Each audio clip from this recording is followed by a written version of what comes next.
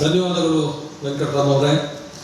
ಇನ್ನು ನಮ್ಮನ್ನೆಲ್ಲ ಉದ್ದೇಶಿಸಿ ಮಾತನಾಡಲಿದ್ದಾರೆ ಆದಿತ್ಯ ಆಸ್ಪತ್ರೆಯ ಆಡಳಿತ ಅಧಿಕಾರಿಗಳಾದ ಹಾಗೆಯೇ ಈ ಒಂದು ಚಟುವಟಿಕೆಗೆ ಬೆಂಬಲ ನೀಡ್ತಿರುವಂತಹ ಡಾಕ್ಟರ್ ಚಂದ್ರಶೇಖರ್ ಅವರು.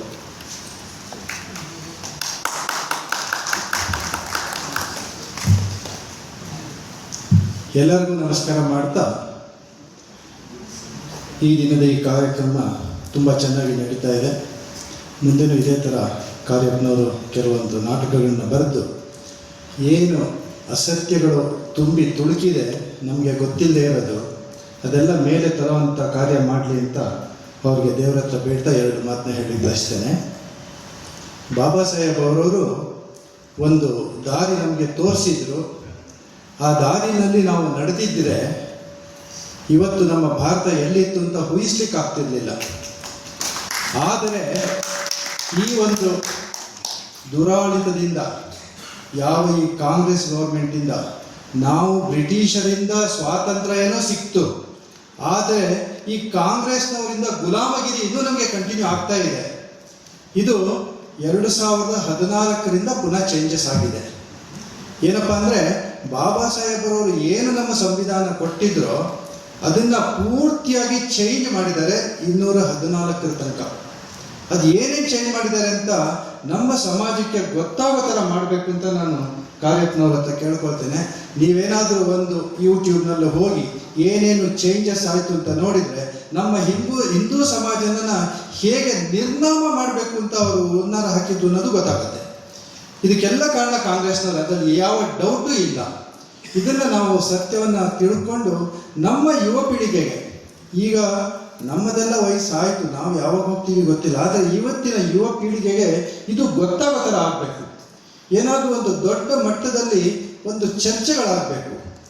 ಏನೇನು ಬಾಬಾ ಸಾಹೇಬ್ ಅವರು ನಮಗೆ ಕೊಟ್ಟಿದ್ರು, ಅದು ಏನೇನು ಚೇಂಜಸ್ ಆಯಿತು, ಈಗ ನಾವು ಏನೇನು ಚೇಂಜಸ್ ಮಾಡ್ತಾ ಇದ್ದಾರೆ ಮೋದಿ ಅವರು ಅನ್ನೋದನ್ನು ಒಂದು ನಮಗೆ ಚರ್ಚೆ ಆಗಬೇಕು. ಈ ಚರ್ಚೆ ನಮ್ಮ ಸ್ಕೂಲಿಂದ ಮಾಡಿದರೆ ಭಾಳ ಉತ್ತಮ ಅನಿಸುತ್ತೆ. ಹರಿ ವಿದ್ಯಾಲಯದಿಂದ ಬೇರೆ ಕಾಲೇಜ್ನವ್ರಿಗೂ ಅವ್ರಿಗೆ ಸತ್ಯ ಹೇಳಬೇಕಷ್ಟೇ. ನಾವು ಸತ್ಯ ಅವರು ತಿಳ್ಕೊಂಡು ಮುಂದೆ ಈ ಥರ ಆಗದೆ ಇದ್ದಂಗೆ ನೋಡ್ಕೋಬೇಕು.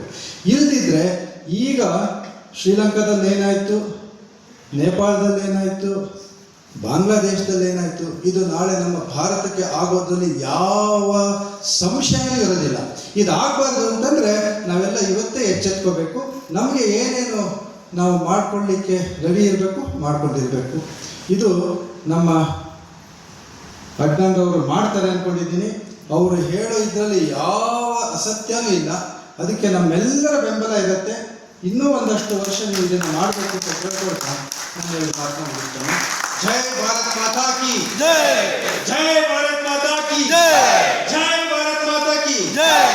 ನಾವೆಲ್ಲ ಹಿಂದೂ, ಹಿಂದೂ ನಾವೆಲ್ಲ ಹಿಂದೂ, ಒಂದು ನಾವೆಲ್ಲ ಹಿಂದೂ, ನಾವೆಲ್ಲ ಒಂದು.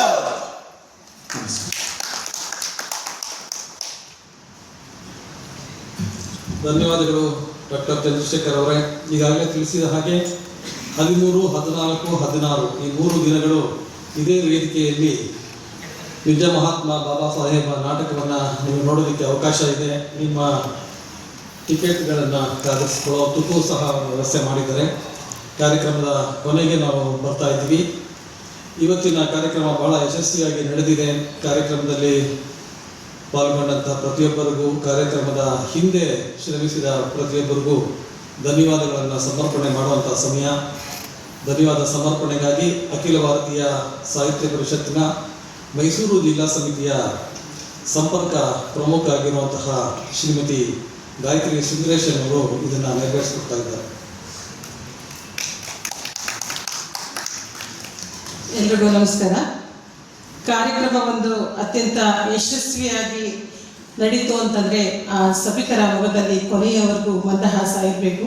ಅಂತಹ ಮಂದಹಾಸವನ್ನು ಹೊತ್ತಂತಹ ತಮ್ಮೆಲ್ಲರಿಗೂ ಮೊದಲಿಗೆ ನಾನು ಧನ್ಯವಾದವನ್ನು ಸಮರ್ಪಿಸ್ತಾ ಇದ್ದೇನೆ. ಅಖಿಲ ಭಾರತೀಯ ಸಾಹಿತ್ಯ ಪರಿಷತ್ ಮೈಸೂರು ಹಾಗೂ ರಂಗಭೂಮಿ ಟ್ರಸ್ಟ್ ಕೊಡಗು ಇವರ ಸಹಯೋಗದಲ್ಲಿ ಅಯೋಧ್ಯ ಪಬ್ಲಿಕೇಶನ್ನ ವತಿಯಿಂದ ನಿಜ ಮಹಾತ್ಮ ಬಾಬಾ ಸಾಹೇಬ್ ಅಂತಹ ಒಂದು ನಾಟಕದ ಕೃತಿ ಈ ದಿನ ಲೋಕಾರ್ಪಣೆಗೊಂಡಿತು. ಅಂತಹ ಕೃತಿಯ ಕರ್ತೃ ಆದಂತಹ ಶ್ರೀಯುತ ಅಡ್ಡಂಡ ಕಾರ್ಯಕರ್ತರಿಗೆ ತುಂಬ ಹೃದಯದ ಧನ್ಯವಾದಗಳು ಹಾಗೂ ಅಭಿನಂದನೆಯನ್ನು ನಾನು ಸಮರ್ಪಿಸಿದ್ದೇನೆ. ಅದರೊಟ್ಟಿಗೆ ಶ್ರೀಮತಿ ಅನಿತಾರವರಿಗೆ ಸಹ ನಾನು ತುಂಬ ಹೃದಯದ ಧನ್ಯವಾದಗಳನ್ನು ಕೊಡ್ತೀನಿ. ಯಾಕೆಂದರೆ ಅವರೇ ಹೇಳಿದಂಗೆ ಅವರು ಬರೆಸಿದ್ದಾರೆ, ಈ ಒಂದು ಕೃತಿ ನಮ್ಮೆಲ್ಲರಿಗೆ ದೊರಕುವಂತಹ ಮಾಡಿದಂತಹ ಶ್ರೀಮತಿ ಅನಿತಾರವರಿಗೆ ತುಂಬ ಹೃದಯದ ಧನ್ಯವಾದಗಳು. ಹಾಗೆ ಈ ಒಂದು ಪುಸ್ತಕವನ್ನು ಲೋಕಾರ್ಪಣೆಗೊಳಿಸಿದಂಥವರು ಶ್ರೀಯುತ ಯದುವಿ ಕೃಷ್ಣದತ್ತ ಚಾಮರಾಜ ಒಡೆಯರವರು. ನಮಗೆಲ್ಲ ಗೊತ್ತಿರೋ ಹಾಗೆ ಕಲೆ ಹಾಗೂ ನಾಟಕ, ಸಾಂಸ್ಕೃತಿಕ ಕಾರ್ಯಕ್ರಮಗಳನ್ನು ಪೋಷಿಸುವಂತಹ ಗುಣವನ್ನು ಹೊತ್ತಿರುವಂಥದ್ದು ನಮ್ಮ ಮೈಸೂರು ಸಂಸ್ಥಾನ. ಅಂತಹದೇ ಒಂದು ಪಾರಂಪರ್ಯತೆಯನ್ನು ಅವರು ಮುಂದುವರಿಸಿಕೊಂಡು ಬಂದಿದ್ದಾರೆ. ಅವರಿಗೂ ಸಹ ನಾನು ತುಂಬ ಹೃದಯದ ಧನ್ಯವಾದವನ್ನು ಸಮರ್ಪಿಸ್ತಾ ಇದ್ದೇನೆ. ಹಾಗೆಯೇ ಈ ಕಾರ್ಯಕ್ರಮದಲ್ಲಿ ಕೃತಿಯ ಕುರಿತು ಮಾತನಾಡಿದಂಥವರು ಶ್ರೀಯುತ ವಾದಿರಾಜ್ ಅವರು, ಸಾಮಾಜಿಕ ಕಾರ್ಯಕರ್ತರು, ಬೆಂಗಳೂರು. ಇವರು ಈ ಒಂದು ಕಾರ್ಯಕ್ರಮದಲ್ಲಿ ಅತ್ಯಂತ ವಿಶ್ವಾಸನೀಯವಾದಂತಹ ನುಡಿಗಳನ್ನು ಆಡಿದ್ದಾರೆ. ಅಡ್ಡಂಡಕಾರಕ ಅವರು ಯಾವ ರೀತಿ ಒಂದು ಕೃತಿಯನ್ನು ರಚಿಸಿದ್ದಾರೆ, ಹಾಗೆ ನಿಜ ಮಹಾತ್ಮ ಯಾರು ಅನ್ನೋದನ್ನು, ಹೇಗೆ ನಾವು ನಾಟಕವನ್ನು ನೋಡಬೇಕು ಅನ್ನೋದಕ್ಕೆ ಕುತೂಹಲವನ್ನು ಕೆಳಿಸಿದ್ದಾರೆ. ಅವರಿಗೆ ನಾನು ಕಾರ್ಯಕ್ರಮಕ್ಕೆ ತುಂಬ ಹೃದಯದ ಧನ್ಯವಾದಗಳನ್ನು ಸಲ್ಲಿಸ್ತೇನೆ.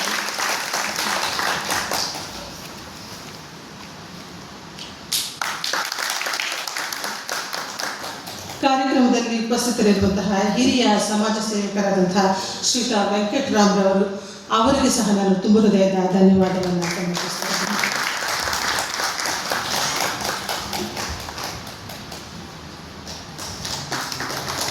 ಹಾಗೆಯೇ ರಂಗಭೂಮಿ ಟ್ರಸ್ಟ್ನ ಪೋಷಕರಾದಂತಹ ಶ್ರೀಯುತ ಡಾಕ್ಟರ್ ಚಂದ್ರಶೇಖರ್ ಅವರು, ಆಡಳಿತಾಧಿಕಾರಿಗಳು ಹಾಗೂ ಆದಿತ್ಯ ಆಸ್ಪತ್ರೆ, ಅವರಿಗೆ ಸಹ ನಾನು ತುಂಬ ಹೃದಯದ ಧನ್ಯವಾದವನ್ನು ಸಮರ್ಪಿಸ್ತಾ ಇದ್ದೇನೆ. ಅಖಿಲ ಭಾರತೀಯ ಸಾಹಿತ್ಯ ಪರಿಷತ್ ಕರ್ನಾಟಕ ಪ್ರಾಂತ ಸಂಪರ್ಕ ಪ್ರಮುಖರಾದಂತಹ ಡಾಕ್ಟರ್ ವಿ ರಂಗನಾಥ್ ಅವರು ಕಾರ್ಯಕ್ರಮದ ಸ್ವಾಗತವನ್ನು ಕೋರಿದ್ದಾರೆ ಹಾಗೂ ಈ ಒಂದು ಕಾರ್ಯಕ್ರಮ ಯಶಸ್ವಿಯಾಗಲು ಸಹಕಾರಿಯಾಗಿದ್ದಾರೆ. ಅವರಿಗೆ ರಂಗಭೂಮಿ ಟ್ರಸ್ಟ್ನ ವತಿಯಿಂದ ತುಂಬ ಹೃದಯದ ಧನ್ಯವಾದವನ್ನು ಸಮರ್ಪಿಸ್ತಾ ಇದ್ದೇನೆ.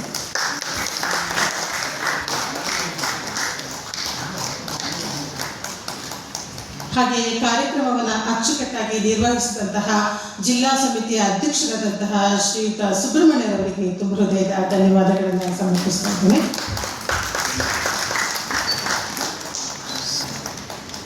ಕಾರ್ಯಕ್ರಮದಲ್ಲಿ ಮೊದಲಿಗೆ ಭೈರಪ್ಪನವರ ಹಾಗೂ ಮೊಗಳಿ ಗಣೇಶ್ ಅವರ ಒಂದು ನುಡಿ ನಮನವನ್ನು ಹೇಳಿದಂತಹ ಶ್ರೀಯುತ ವಸಂತ್ ಕುಮಾರ್ ಅವರಿಗೆ ನಾನು ತುಂಬ ಹೃದಯದ ಧನ್ಯವಾದಗಳನ್ನು ಸಮರ್ಪಿಸ್ತಾ ಇದ್ದೇನೆ.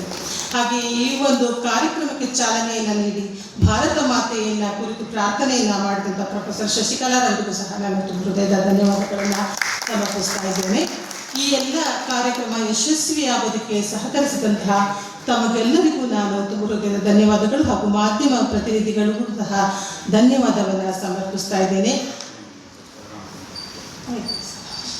ಹಾಗೆಯೇ ಈಗಾಗಲೇ ಎಲ್ಲರೂ ಹೇಳಿದಂತೆ ತಾವೆಲ್ಲರೂ ಪುಸ್ತಕವನ್ನು ಕೊಂಡು ಓದಿ ಹಾಗೆ ನಾಟಕವನ್ನು ಬಂದು ನೋಡಿ ಅವ್ರಿಗೆ ಅಡ್ಡಂಡ ಕಾರ್ಯಪ್ಪ ಹಾಗೂ ಶ್ರೀಮತಿ ಅನಿತಾ ಕಾರ್ಯಪ್ಪರವರಿಗೆ ಒಂದು ಆಶೀರ್ವಾದವನ್ನು ನೀವು ನಾಟಕವನ್ನು ನೋಡುವುದರ ಮಾಡಬೇಕು ಅಂತ ಹೇಳಿ ನಾನು ಮತ್ತೊಮ್ಮೆ ತಮ್ಮೆಲ್ಲರಿಗೆ ಕಳಕಳಿಯ ಮನವಿಯನ್ನು ಮಾಡಿಕೊಳ್ತಾ ಮತ್ತೊಮ್ಮೆ ತಮ್ಮೆಲ್ಲರಿಗೂ ಧನ್ಯವಾದಗಳನ್ನು ಸಮರ್ಪಿಸ್ತಾ ಇದ್ದೇನೆ.